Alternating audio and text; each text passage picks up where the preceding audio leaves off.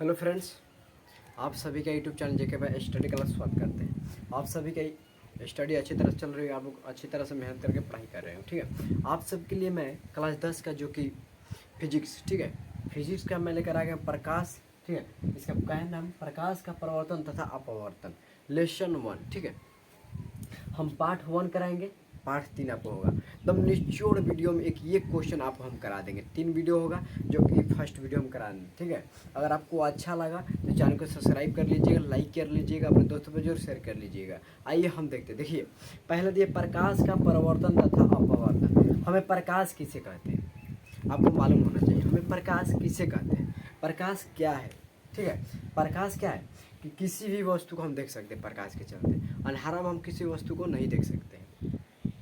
जैसे में ऊर्जा का वह रूप है जिसकी सहायता से हम किसी वस्तु को देखते हैं, उसे हम प्रकाश कहते हैं। प्रकाश क्या है, प्रकाश एक ऊर्जा है जिसकी सहायता से हम किसी वस्तु को देखते हैं। क्या है, जैसे में कि बोर्ड है, हम इसे देख रहे हैं, अगर इसे अंधारा हम कर दिया जाए तो इसे हम देख सकते हैं, नहीं देख सकते हैं। तो वही बोल रहा है कि प्रकाश एक लाइट है, ठीक है। तो देखिए यहाँ पे दिया है प्रकाश किसे कहते हैं, प्रकाश किसे कहते हैं। तो प्रकाश एक प्रकार का ऊर्जा है, ठीक है। क्या बोले आपको कि प्रकाश एक प्रकार का ऊर्जा है जिसकी जिसकी वो क्या है, जिसकी सहायता से हम किसी वस्तु को देखते हैं।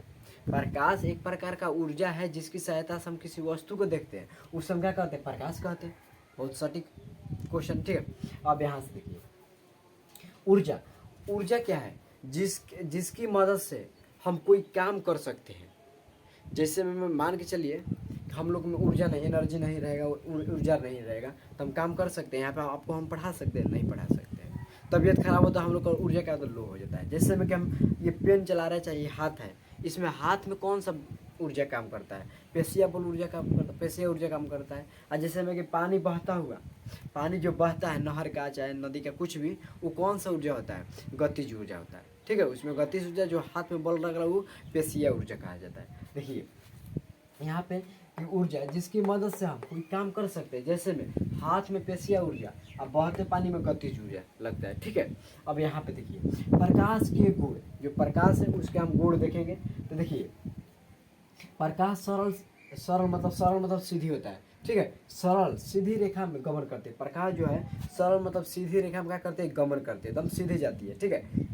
अब यहाँ पे देखिए प्रकाश विद्युत चुंबकीय तरंग है, मतलब प्रकाश जो है विद्युतीय चुंबकीय तरंग है, इसीलिए इसे संचारण के लिए माध्यम की आवश्यकता नहीं होती है, इसे माध्यम की आवश्यकता नहीं होती है। अब यहाँ नहीं पढ़ती चाहे नहीं देखिए। अब यहाँ पे देखिए प्रकाश अपारदर्शी वस्तु की छाया बनती है। जैसे प्रकाश अपारदर्शी पूछ रहा है, जैसे कि प्रकाश में हम लोग का छाया बनता है। जैसे घाम उगता है तो घाम का जो हम लोग का पर अथी होता है क्या, परछाई बनता है, वही कह रहा है कि प्रकाश का अपारदर्शी पदार्थ से हम लोग का छाया बनता है। प्रकाश रहेगा, जैसे लाइट आपको बार में रख दिया जाए तो वहाँ पे का आपको छाया बन जाएगा। हम लोग का शरीर का जो है छाया बगल में बन जाता है, वही कह रहा है, ठीक है।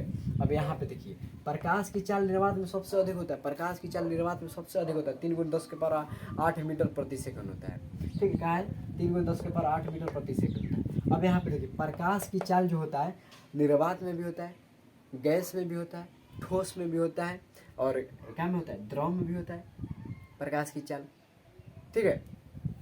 अब यहाँ पे देखिए समुद्र की गहराई में लगभग, मतलब जो समुद्र की गहराई है लगभग 200 मीटर तक प्रकाश जाती है। कितना मीटर तक, 200 मीटर तक प्रकाश जाती है। देखिए यहाँ पे लिखा है कि समुद्र की गहराई में लगभग 200 मीटर तक प्रकाश जाता है, अंदर जाता है। जितना गहराई 200 मीटर तक अंदर, 200 मीटर तक हम लोग का प्रकाश जाता है, ठीक है। अब आइए प्रकाश का परावर्तन, प्रकाश का परावर्तन किसे कहते हैं। तो देखिए जब प्रकाश की किरण किसी सतह से टकराकर अपने माध्यम में लौट जाना, प्रकाश की किरण किसी सतह से टकराकर उसी माध्यम में लौट जाना, प्रकाश का परावर्तन कहलाता है। फिर से देखिए कि जब प्रकाश की किरण किसी सतह से टकराकर अपने ही माध्यम में लौट जाता है तो लौटने की इस घटना को प्रकाश का परावर्तन कहते हैं, ठीक है। अब देखिए जैसे उदाहरण हम दिए कि जब कोई चमकीला सतह या दर्पण पर प्रकाश टकराता है, मतलब जब कोई चमकीला सतह होता है, चाहे क्या होता है, दर्पण पर प्रकाश क्या होता है, टकराता है, तो उसी चमक हमें दिखाई देती है। जब टकराएगा तो हमें चमक दिखाई देती है। जैसे में आपको उदाहरण ले लीजिए, एक शीशा ले लीजिए, आप घामा में रखिए, उसको इधर उधर करिए, तो उसका जो चमक होगा हम लोग को क्या आँखें में पड़ता है, ठीक है, उसी के कारण हम लोग देख पाते हैं। चलिए अब इसको हम फिगर पर आए। देखिए क्या फिगर आप लोग समझिएगा आराम से। देखिए ये जो है आ रहा है, देखिए इसे जो हम लोग इस जो लाइन है ये वाला, ये जो लाइन है इसे हम परावर्तन सतह का परावर्तक सतह कहते हैं। अब देखिए यहाँ से जो आ रहा है ये आपतित किरण है, आपतित किरण से परावर्तक सतह पर टकरा कर ये परावर्तित किरण पे कहा जाए मुड़ जा रही है, उसी माध्यम में लौट जा रही है। अब यहाँ पे देखिए इसको हम क्या कहते हैं, परावर्तन कोण कहते हैं, इसको हम आपतन कोण कहते हैं, सॉरी इसको परावर्तन, यहाँ पे कोण छूट गया, ठीक है, कोण कहते हैं। अब देखिए इसको साइन आई बटा में साइन आर। अब देखिए ये दोनों का मान जो होता है ना, आपतित किरण और परावर्तक किरण, दोनों का मान क्या होता है, बराबर होता है, ठीक है, दोनों का मान क्या होता है, बराबर होता है। तो देखिए प्रकाश का परावर्तन का नियम लिखे हैं कि प्रकाश का परावर्तन 2 होता है, प्रकाश का परावर्तन होता है कितना होता है, 2 होता है। कौन कौन होता है, एक आपतित किरण एक परावर्तित किरण होता है। प्रकाश का नियम का कितने 2 होता है नियम, एक आपतित किरण एक परावर्तित किरण, ठीक है। अब यहाँ पे देखिए आपतित किरण जो होता है, परावर्तित किरण तथा अभिलंब तीनों एक ही तल में होता है। और यहाँ पे फिगर में देखिए मतलब कह रहा है कि आपतित किरण और अभिलंब, इसे हम जो डॉट डॉट दिए है ना, इसे यहाँ पे देखिए फिगर हम आपको बता दे रहे हैं। यहाँ पे देखिए ये जो होता है ये डॉट डॉट ये अभिलंब होता है, अभिलंब होता है, ठीक है। इसे हम क्या कहते हैं, इसे आपतित किरण कहते हैं, आपतित किरण। इसे क्या कहते हैं, परावर्तित किरण, परावर्तित किरण कहते हैं। अब इसको जो इस सतह है, ये जो सतह है इसको परावर्तन सतह कहते हैं, परावर्तक सतह कहते हैं, ठीक है, परावर्तक सतह कहते हैं। अब यहाँ पे देखिए इसे इसको दोनों का मान क्या होता है, बराबर होता है, इक्वल होता है, ठीक है, दोनों का मान बराबर होता है। इसे हम आपतन कोण कहते हैं, आपतन कोण, इसे परावर्तन कोण कहते हैं, इसे आपतन कोण, इसे परावर्तन कोण होता है। दोनों का मान क्या होता है, बराबर, इक्वल, समान होता है। समझ गए। अब देखिए यहाँ से प्रकाश का परावर्तन का नियम पढ़िए कि प्रकाश का परावर्तन का नियम 2 होता है, एक आपतित किरण एक परावर्तन किरण। अभिलंब से क्या होता है, तीनों एक ही तल में होता है, जैसे ये आपतित किरण हो गया, ये परावर्तन किरण, ये अभिलंब, ये क्या है, तीनों एक ही तल में होता है, ठीक है। अब यहाँ पे देखिए आपतन कोण, इसे जो आपतन कोण इसे परावर्तन कोण कहते हैं। तो आपतन कोण तथा परावर्तन कोण आर दोनों बराबर होता है ना, आपको बोले कि आपतन कोण और परावर्तन कोण ये दोनों का मान क्या होता है, बराबर होता है, ठीक है। यहाँ पे समझ गए। आइए हम अगला क्वेश्चन देखते हैं, ठीक है। अच्छा लग रहा है चैनल को सब्सक्राइब कीजिएगा। चलिए आइए हम अगला क्वेश्चन देखते हैं, ठीक है। कहता है कि दर्पण का निर्माण कैसे होता है। जो दर्पण होता है हम लोग का देखने के लिए उसका कैसे बनता है, ठीक है। तो हम देखेंगे कि दर्पण का निर्माण कैसे होता है। तो ग्लूकोज मिलाया जाता है, ठीक है, उसमें ग्लूकोज मिलाया जाता है और उसमें क्या करा जाता है, ग्लूकोज मिलाया जाता है, ठीक है। और उसमें AgBr मतलब कि सिल्वर क्लोराइड का कलाई किया जाता है। उस पर जो दर्पण है उसके सिल्वर बोराइड मतलब सिल्वर बोराइड मतलब बोराइड होता है, ठीक है। देखिए यहाँ पे ग्लूकोज मिलाया जाता है एवं दर्पण के पीछे, जो दर्पण के पीछे होता है उसको AgBr मतलब कि सिल्वर बोराइड का कलाई किया जाता है, मतलब उसमें पेंट किया जाता है, ठीक है। इसी का दर्पण का निर्माण होता है। अब यहाँ पे देखिए गोलीय दर्पण कैसे होता है, गोलीय दर्पण कैसे होता है। तो यहाँ पर हम देखेंगे ऐसे दर्पण जिसका परावर्तक पृष्ठ गोलीय होता है उसे हम क्या कहते हैं, गोलीय दर्पण कहते हैं।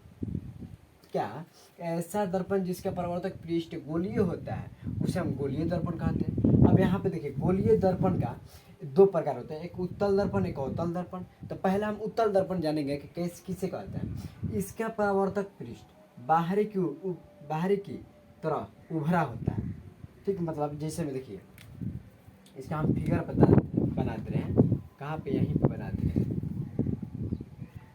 देखिए इसका जो उत्तल है, इसका उत्तल दर्पण है, इसका बाहर पृष्ठ की बाहर की तरफ उभरा होता है। जैसे ये बाहर है, ये क्या है, बाहर की तरफ उभरा हुआ है, इसे बाहर की तरह क्या उभरा हुआ है, ठीक है। अब यहाँ पे देखिए इसको देखिए, इसका अंदर की तरह क्या है, इसका अंदर की तरह उभरा होता है, जिससे में कि अंदर की तरह क्या होता है, उभरा होता है, ठीक है। देखिए उभरा होता है, ये क्या है, उत्तल दर्पण, ये अवतल दर्पण। जो कि उत्तल दर्पण में होता है कि बाहर की तरह उभरा होता है और ये अंदर की तरह उभरा होता है। ठीक है, आप जान गए। चलिए अब यहाँ पे देखेंगे कि गोलीय दर्पण में सामान्यतः मुख प्रयुक्त होने वाला कुछ शब्द है, जो कि गोलीय दर्पण में होता है प्रयुक्त जो शब्द किया जाता है उसको हम देखेंगे। देखिए ध्रुव, ध्रुव किसे कहते हैं यहाँ पे, तो ध्रुव देखिए किसी का गोलीय दर्पण के परावर्तक पृष्ठ को, मतलब गोलीय दर्पण के परावर्तक पृष्ठ को दर्पण का ध्रुव कहते हैं। मतलब कि देखिए गोलीय दर्पण के परावर्तक पृष्ठ को दर्पण का ध्रुव कहते हैं। यह दर्पण के पृष्ठ पर स्थित होता है, यह दर्पण के पृष्ठ पर क्या होता है, स्थित होता है। तो ध्रुव को प्राय पी से क्या करते हैं, क्या करते हैं, सूचित किया जाता है। देखिए यहाँ पे ये हम लोग का पी जो है दर्पण है, ये क्या है, ध्रुव है। तो वहीं बोल रहा है कि गोलीय दर्पण के परावर्तक पृष्ठ को दर्पण का क्या कहते हैं, ध्रुव कहा जाता है। इसी दर्पण के पृष्ठ पर स्थित होता है, ये कहाँ स्थित है, तो इसी को हम क्या कहते हैं, पीछे सूचित किया जाता है। अब यहाँ पे देखिए मुख्य, एफ से जो होता है मुख्य फोकस होता है, एफ से क्या होता है, मुख्य फोकस होता है। अब यहाँ पे सी से होगा तो वक्रता केंद्र होता है। अब फिर जाके आप देखिए आर से जो होता है वक्र त्रिज्या होता है। वक्र क्या होता है, वक्र त्रिज्या, ये मुख्य फोकस होता है। सी से होता है जो वक्र केंद्र होता है। ठीक है, हम देखेंगे कि वक्र केंद्र क्या होता है, मतलब मुख्य अक्ष, पहले हम देखेंगे मुख्य अक्ष है। ठीक है, एफ से होता है मुख्य, मतलब फोकस, एफ से क्या होता है, फोकस होता है। तो हम एफ से देखेंगे कि मुख्य अक्ष क्या है, तो गोलीय दर्पण के ध्रुव तथा वक्रता केंद्र से गुजरने वाली, देखिए गोलीय, यहाँ पे गोलीय दर्पण, तो यहाँ पे देखिए जो गोलीय दर्पण है इसी को मुख्य, यहाँ पे क्या करें, गोलीय दर्पण के ध्रुव तथा वक्रता केंद्र से गुजरने वाली एक ही सीधी रेखा का मुख्य अक्ष कहते हैं। मतलब एक ही सीधी से वक्रता केंद्र यहाँ से या सीधी रेखा पका कर गुजर रही है यहाँ पे दर्पण पे। ठीक है, इसी मुख को हम क्या कहते हैं, मुख्य अक्ष कहते हैं। मुख्य अक्ष दर्पण के ध्रुव पर अभिलंब है, जो मुख्य क्या है, दर्पण के अभिलंब के एथी पे है। ठीक है, स्थित है। अब देखिए यहाँ पे वक्र केंद्र किसे कहते हैं, वक्र केंद्र, तो वक्र केंद्र किसे कहते हैं कि गोलीय दर्पण का प्रवर्तक पृष्ठ, मतलब जो गोलीय दर्पण का है वो प्रवर्तक पृष्ठ एक गोले का भाग है, जो क्या है, एक गोले का भाग है। इस गोले का, इस गोले के केंद्र गोलीय दर्पण का वक्रता केंद्र कहलाता है। मतलब कहने का ये अर्थ हुआ कि एक गोलीय दर्पण का प्रवर्तक पृष्ठ है, मतलब एक गोलीय दर्पण का प्रवर्तक पृष्ठ जैसे में गोला है, इसका प्रवर्तक पृष्ठ है। ठीक है, एक गोला का भाग है, मतलब ये जो है गोला का भाग है। इस गोले का केंद्र गोलीय दर्पण का वक्रता केंद्र का, इसी गोले का केंद्र को वक्रता केंद्र कहा जाता है। ठीक है, अब यहाँ पे देखिए यह अक्षर सी से सूचित करते हैं, जो वक्रता केंद्र है इसे क्या सी से सूचित किया जाता है। ठीक है, अब यहाँ पे देखिए वक्रता त्रिज्या, वक्रता त्रिज्या किसे कहते हैं, जिसे आर से सूचित किया जाता है, वक्रता त्रिज्या। इसी का क्या होता है कि गोलीय दर्पण का प्रवर्तक पृष्ठ जिस गोले का भाग उसकी फोकस दर्पण की वक्रता त्रिज्या कहलाती है। मतलब कि गोले का दर्पण प्रवर्तक पृष्ठ है, जिस गोले का भाग है, जिस मतलब ये गोला का भाग है, उसके त्रिज्या दर्पण की विक्रेता त्रिज्या कहलाती है। दर्पण का जो है इसी के विक्रेता त्रिज्या कहलाती है। ठीक है, इसे हम आर से सूचित करते हैं, इसे क्या करते हैं, आर से सूचित किया जाता है। अब यहाँ पे देखिए द्वारक, जो इस द्वारक कहा जाता है इसे हम कहते हैं। ठीक है, इसे कहते हैं द्वारक। देखिए द्वारक किसे कहते हैं कि गोलीय दर्पण के प्रवर्तक,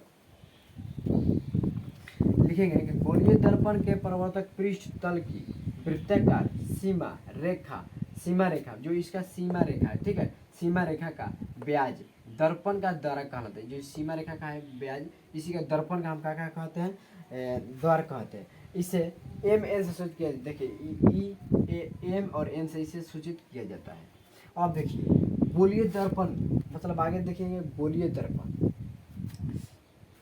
गोलीय दर्पण के ध्रुव तथा मुख्य फोकस के मध्य की दूरी फोकस दूरी कहलाती है। जो ये फोकस दूरी है मुख्य फोकस, इसी का कहना है, तू कहाँ पे फंस जा रहा है भाई, यहाँ पे देखिए गोलीय दर्पण के ध्रुव तथा मुख्य फोकस, जो मुख्य फोकस है यहाँ पे फोकस मुख्य फोकस माध्य की दूरी, जो माध्य की दूरी है, माध्य की दूरी की फोकस दूरी कहलाती है। इसे हम एफ से शुरू करते हैं। ठीक है, आई होप कि आपको अच्छे से समझ में आ गया होगा। तो चैनल को सब्सक्राइब कर लीजिए। चलिए हम पार्ट 2 में मिलते हैं। पार्ट 1 था और पार्ट 2 और 2 पार्ट होगा और 3 तक पार्ट होगा आपको क्लियर चैप्टर। ठीक है, अगर अच्छा लगा होगा तो चैनल को सब्सक्राइब कर लीजिए, लाइक कर लीजिए, अपने दोस्तों को जरूर शेयर कीजिए। चलिए जय हिंद दोस्तों, अगले वीडियो में मिलते हैं। जय हिंद।